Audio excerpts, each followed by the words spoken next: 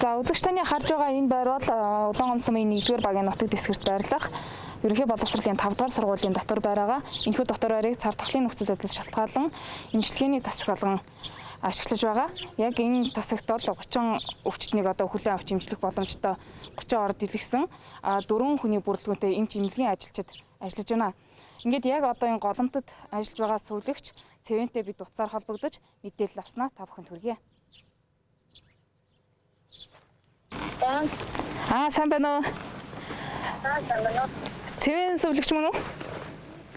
За холбогдож бас мэдээлэл өгч байгаад баярлалаа. Таны ажил сайн уу? За та одоо яг хэддэх өдрөө голомтонд ажиллаж байна вэ? За 3 сарын 1-ний шилжүүлээд тэгээд 4 сарын 22-нд одоо ингээд 3 сарын 18-нд За та яг одоо бол энэ 5-р сургуулийн дотор байранд дэлгэсэн эмнэлэг дээр ажиллаж байгаа юм байна. Дотор яг нөхцөл байдал ямар байна вэ? За 5-р сургуулийн бүтээн байранд ажиллаж 30 орд ирсэн. Тэгээд одоогийн байдлаар ингээд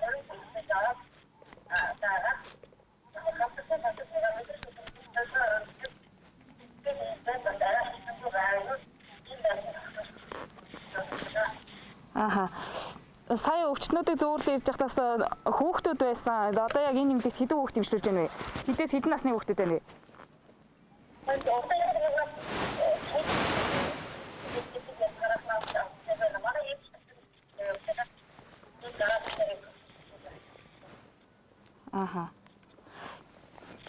Яа халдварын голомтод яг одоо энэ битүү хуцтайгаа хэдэн цаг ажилладаг вэ та хэд?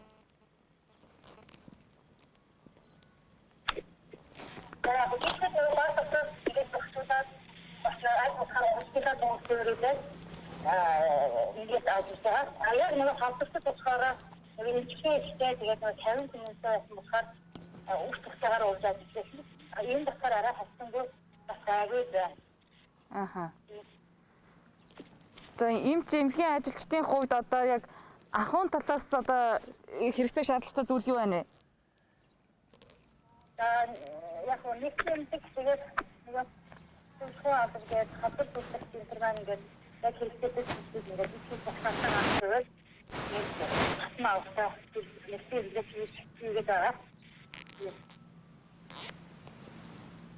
Тархалт нэмэгдэж байгаа энэ цаг үед та яг юу гэж бодож байна? Иргэдэд юу гэж зөвлөмөр байна? Яг л энэ голомтон дээр ажиллаж байгаа таны үг л бол бус хүмүүст илүү үнцэнтэй байгаа шүү.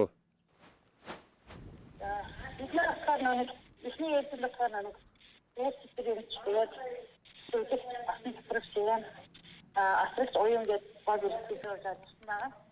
Тэр үед болохоор нэг өвчин хавтангүй арай гайгүй байсан. За хоёр дахь удаагийн болохоор Окмайр эмчтэй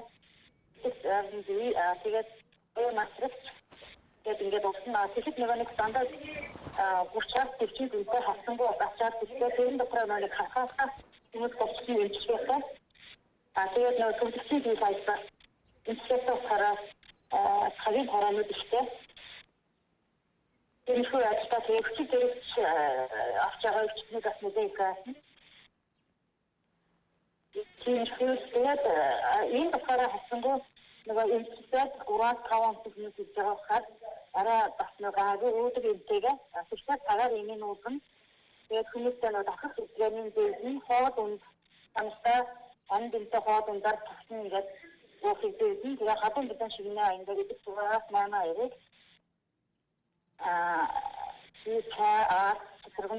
ингээд хадун бидэн хадсаар өөртөө битэхтний хэрэгцээг ингээд дүүж байгаа.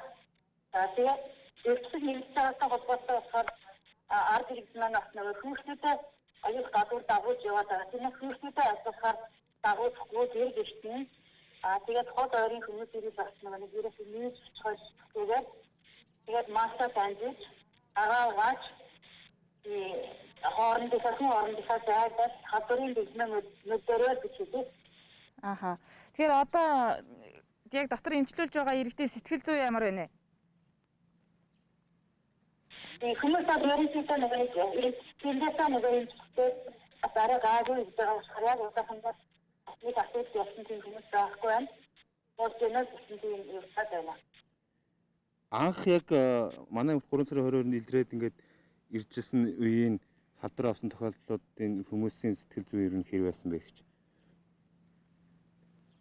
Тэгээд яг бас өөртөө тасаа ийм үеч наваагүй тийм яагаад энэ гарч энэ гэсэн юм бас избсэн тэгээд тэгээд багаараа ахрах зүйлснээр ариктэй баг зүйлээрээ зөвлөгөөгөө сэтгэл дахиад манай нэгэн нэгэн сэтгэл зүйчтэй бас хүмүүстэй холбож өгдөг байгаа. За та овг нэр албан тушаалаа хэлчихсэн. Аюш тийм системд хатсан бүхий зүйл.